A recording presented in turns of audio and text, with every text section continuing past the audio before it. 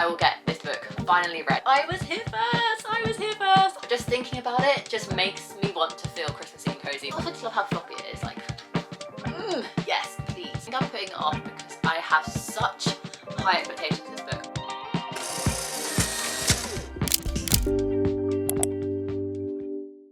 Hi guys, it's Rachel and welcome back to today's video. Today's video is all about the books that I want to try and get to by the end of the year. We are slowly creeping up to the middle of October, which means we have about 6-7 weeks left of 2024, which is actually mind-boggling. But I'm also so excited for a new year. I always get so excited about this time of year where we're starting to count down towards Christmas and the new year, setting out new reading journals, setting up new bullet journals. But before we get to any of that, there are still quite a lot of books I'd like to get to before the end of the year wraps up. So in today's video, we're talking about my end of year TBR, and it's quite a stack. This much of a stack. This video is going to be split up into sections. Books are still on my 2024 TBR that I kind of need to get to by the end of the year because that's what that TBR was for. Extra books that have just been on my physical TBR for way too long now. And if I don't read them in 2024, they'll be coming up to 3 years on my TBR, which is just not okay with me personally. And then some extra books like Christmas books, Kindle books, and some rereads at the end, as well as new releases. So am I going to read all of these by the end of the year? I would hope so, fingers crossed. But seeing as I just some stats, I read 6 to 8 books a month depending on my reading speed and my kind of like excitement to read. If I'm like really in the reading mood, I'll read like 8-10 books. But if I'm kind of like just chilling through life, months are kind of busier, then I'll tend to read 4 to 6 books a month. And if we're counting just the physical books that I have by me by my side, that's 1, 2, 3, 4, 5, 6, 7, 8. That's already a month's worth.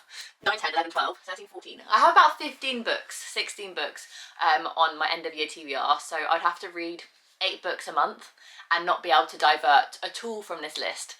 So we're just gonna see if I can complete it or not. It's all just fun at the end of the day. These are just the books I want to put at the forefront of my mind, and when I'm picking my TBR for November and December, really try and pick from this stack of books rather than the other books on my physical TBR / my Kindle. So without further ado, let's hop into the remaining books I have on my 2024 TBR that I'd like to get to by the end of the year. So at the beginning of the year, I set myself a little challenge to go back through every single TBR that I set in 2023 and pick out the books I didn't manage to read from those set TBRs and make a 2024 TBR. And out of the 12 TBRs that I set myself, I had 14 books that I hadn't read. So those were the books that are on my yearly TBR. I have read 10 out of those 14 books, 2 of those being DNFs. I'm not actually doing too badly, but the remaining books left on my 2024 TBR are, if you still recognise me, by Cynthia So. This is a YA coming of age story. I have tried to read this year. I can't remember which month, but I got about 40 pages in, I just wasn't feeling it, so I put it to the side as like a soft DNF. This book basically follows our main character Elsie, who has a major crush on Ada, and Ada is the only person in the world that truly knows kind of like what Elsie's been going through. And in a summer of repairing broken connections and building surprising new ones, Elsie realises that she isn't nearly as alone as she thought. So it's definitely like a coming of age YA book that I used to absolutely love reading, and this year I want to say my pie chart in stats is like 80% adult, 15% YA, 5% middle grade. So picking up YAs now is actually really difficult for me, and I have to be in the right mood. I really want to get to this by the end of the year. Hopefully it'll be a nice, quick, easy read. But yeah, fingers crossed I can make it happen. But this cover is absolutely stunning. The next book on my 2024 TBR that I still haven't read and I keep putting off, I think been on a set monthly TBR about 5 times, and I'm really sorry, Chloe. It was gifted to me by Chloe because it was on my Amazon wishlist. So Chloe's fault, my fault, I don't know, but that's Careless by Kirsty Capes. I went into this book when I put it on my wish list thinking it was an adult book. It's not, it's a YA book, and it's a YA book about a young pregnancy, and ever since I've known that, I found it so difficult to pick up, and I don't know whether it's because I've read it a few times and the first chapter just isn't grasping my attention, but I really think that this book, if I don't read it by the end of the year, will have to go in the unhaul because I just have no interest in reading it. But I'm going to give it one last shot at some point this year. Hopefully I will get this book finally read. Whether I DNF it or not, I just want to give it one more final chance at hopefully being a really good book for me. It basically follows our main character Bess, who finds out that she is unexpectedly pregnant at the tender age of, like, I want to say 16. She can't tell her social worker Henry because he's useless. She should tell her foster mother Lisa, but she won't understand. And she ought to really tell Boy, but she hasn't spoken to him in weeks. Bess knows more than anyone that love doesn't come without conditions, but this isn't really a love story. And I just so thought it was an adult book, but it's not, it's YA, which is why I haven't picked it up yet. As you see and will see throughout this video, a trend. Most of the books I'm really trying to get off my TBR by the end of the year are YA, just so I go into 2025 with barely any YAs left on my TBR, because it's just not an age category that I'm really drawn to anymore. I am 27, so yeah, I'm definitely kind of like falling out of that age category, sadly. But the last two books on my 2024 TBR I want to get to aren't YA, thank God, and definitely books I really am so excited to get to. The first one being Friends and Strangers by J. Courtney Sullivan, another book gifted to me by Chloe, and this one sounds actually really interesting. Not a book that was on my wish list, but Chloe gifted it to me because she thought I was going to enjoy it, and it does sound exactly something that I'd love. And it's actually blurred by Taylor Jenkins Reid, and it says poignant, wise and big-hearted. It basically follows Elizabeth, who is an accomplished journalist and a new mother who is really struggling to adjust to the new small town that her husband's kind of like dragged her to. Alone in the house with her infant son all day, she feels uneasy and adrift. She neglects her work, losing untold hours to her Brooklyn Mums Facebook group, her influencer sister Instagram feed, and text messages with the best friend she never sees anymore. Enter Sam, who is a young college student who Elizabeth hires to babysit, and Sam and Elizabeth's husband has some sort of connection. So it does sound really interesting. The reason I haven't picked it up yet is just I haven't found the right time, and also the text is tiny, which is never a good thing. And then the last book left on my 2024 TBR that I'd like to get to by the end of the year, because it's on my 2024 TBR, is Mistakes Were Made by Meryl Weisner. And I first got interested in this book because it's a mum's best friend one night stand story, and I think that sounds absolutely hilarious. Once again, I have tried reading it this year, it just didn't really grasp my attention, but I want to give it one more shot. But it's college senior Cassie, who spends her Friday evening in an off-campus bar, and she isn't looking for a hookup, but it just so happens that the hookup that she, one, wasn't looking for, but two, ends up having is with her best friend's mum, and it just sounds absolutely hilarious. So I want to give this one a go, hopefully by the end of the year. So those are the 4 books off my 2024 TBR that I kind of, these are the main priority. Rachel, when all the books are distracting you, these are the main priorities. Fingers crossed I can get to at least these 4. If I don't get to any other ones I'm about to describe and talk about, these 4 are the priority. Repeat after me. These 4 are the priority. Ooh, is it gonna happen? I don't know. And then we're moving on to long-standing books on my TBR that have been with me for over 2 years now, because I've moved into my house almost 2 years ago at the very end of this year. So the fact that those books have travelled with me from my family home to this home, and they were on my TBR when I was at my family's house for a good year as well. I think these books are leading to 3 years on my TBR, which is just not acceptable in my personal standard. I know everyone has different kind of like variants of like how long books can be on TBRs, but 3 years for me, it really shows I just have no interest in reading these books anymore. And we also have another trend. Books gifted to me by Chloe. I'm sorry, Chloe. The first one is Crazy Rich Asians by Kevin Kwan, and this was gifted to me by Chloe a long time ago now, probably 3 years. It says happy birthday, Rachel. I've heard such amazing things about this book, so I need to make sure you read it too. I think once I put this on my wish list, everyone was talking about it and everyone was saying how incredible it is. Obviously there's a movie made out of it. And then I watched Paige from Page in a Chapter read the entire like series or trilogy, and she didn't really like them, and ever since then I've been really put off by this book, like really put off by this book. The reason I got it is because the main character is called Rachel, and way back when, probably 3 years ago, I had this vlog idea to read books with the main character called Rachel. So I, one, put it on my TBR because of that, and two, because people were talking about it quite highly back 3 years ago probably. When was this book published? Okay, this book was published in 2013, which is crazy. I don't think anyone knew that. And then obviously it got a lot of hype when the movie came out. I don't really know much about this book at all, apart from the fact that it's set in New York. It's about our main character Rachel, who marries into a crazy rich Asian family. It says, when New Yorker Rachel Chu agrees to spend the summer in Singapore with her boyfriend, Nicholas Young, she envisions a humble family home and quality time with the man she hopes to marry. Nick has failed to give his girlfriend a couple of key details. One, that his childhood home looks like a palace, and two, that he just so happens to be the country's most eligible bachelor. Soon, Rachel's relaxed vacation turns into an obstacle course of old money, new money, nosy relatives, and scheming social climbers. So it actually does sound really good, and I have heard good things about the film, so this is also on my end of year TBR, just because it's been on my TBR for like 3 years and I need to get it off my TBR. Back to the YA category, another book that's literally been on my TBR for 3 years, and the most annoying thing is I got 200 pages into this book, decided to DNF it, and I've never gone back to it. Yoke by Mary H.K. Choi. Another book that was massively talked about and hyped about on BookTube back in the day, probably 3 years ago. When was this book published? 2021, yeah. So we're going to be turning into 4 years.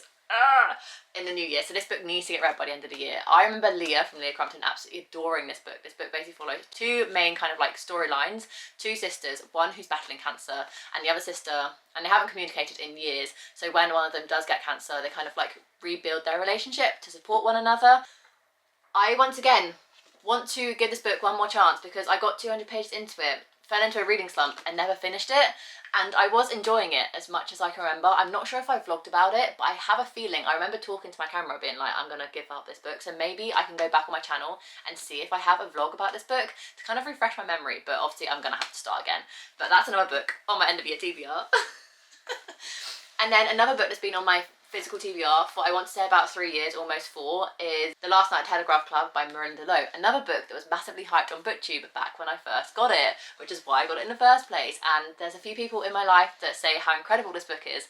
And once again, I got about 40 pages into it and I just didn't finish reading it. So it's another book that I really want to get to. This is a LGBTQ book, I believe, YA, 17-year-old Lily. Can't remember exactly when the question took root, but the answer was in full bloom the moment she and Kathleen walked under the flashing neon sign of a lesbian bar called the Telegraph Club.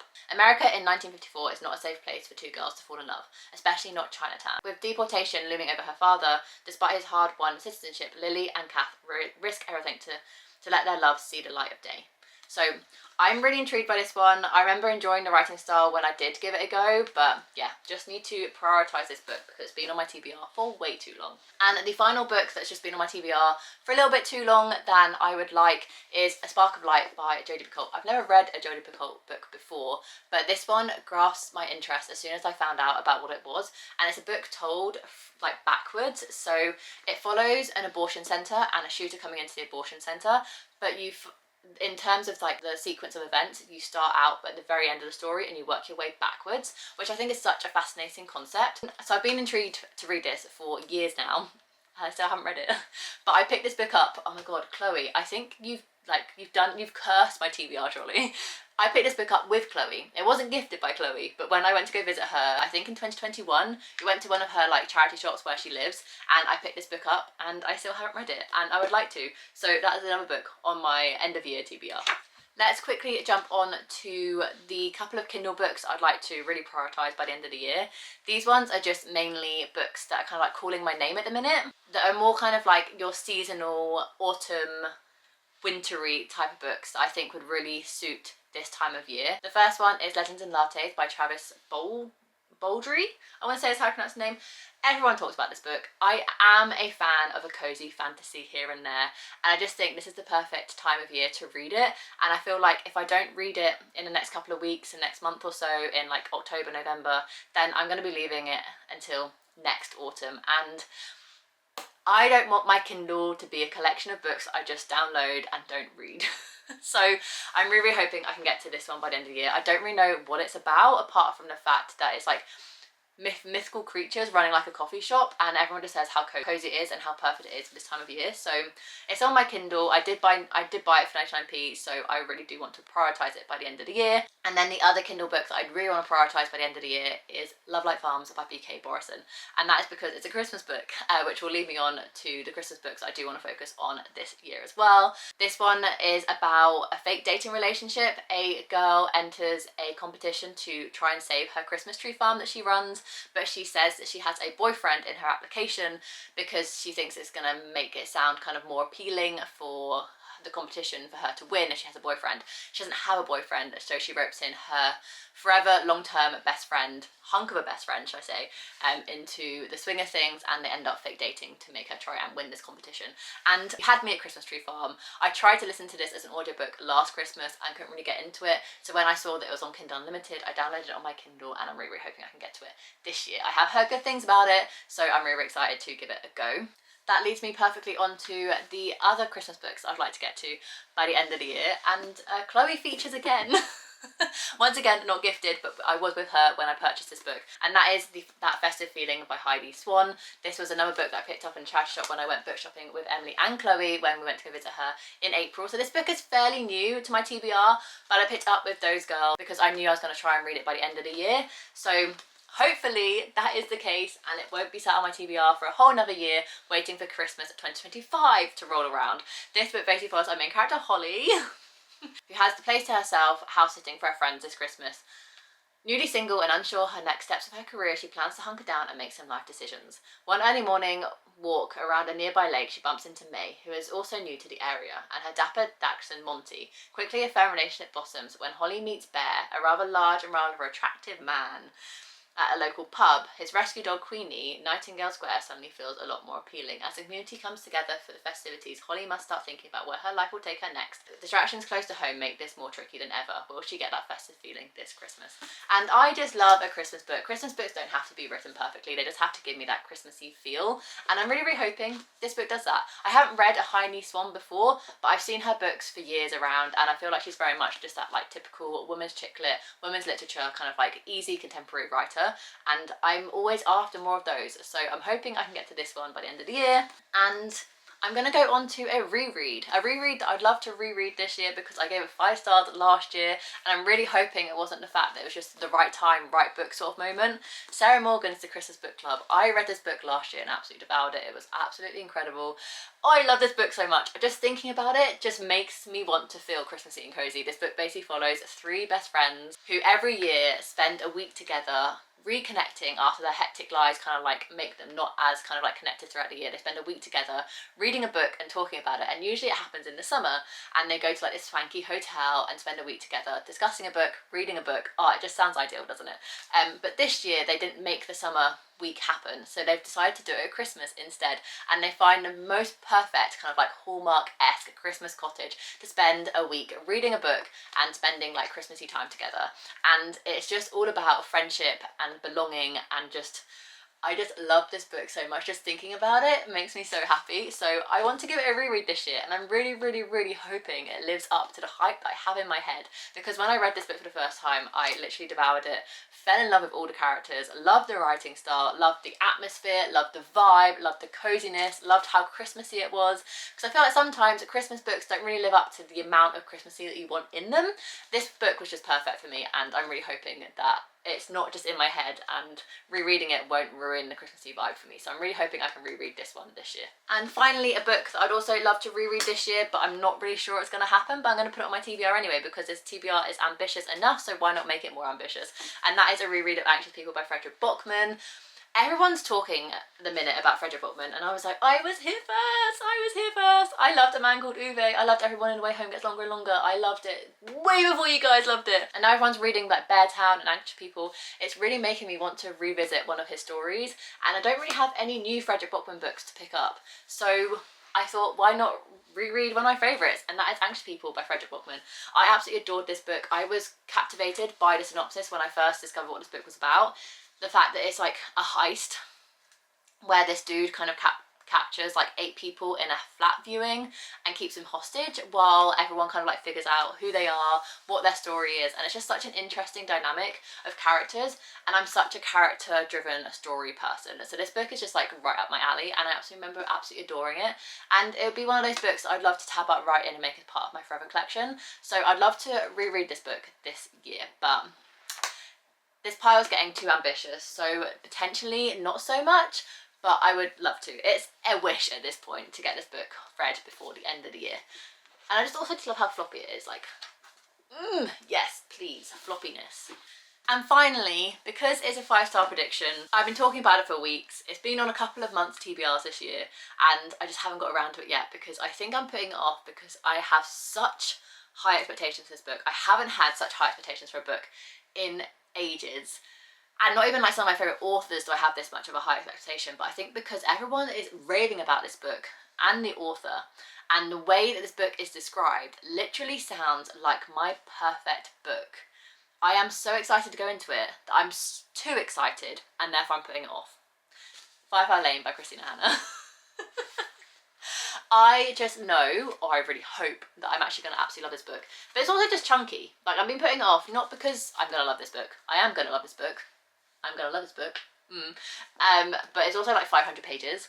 And I don't want to rush myself through it. I want to have the perfect moment to read this book. But I do think winter is going to be the perfect time to read this book because I think it's definitely a book that I can just like absorb myself into, get cozy, get under a blanket. Mark can be watching, I don't know, Rings of Power or play his cyberpunk game. I don't know, whatever he wants to do in the evenings.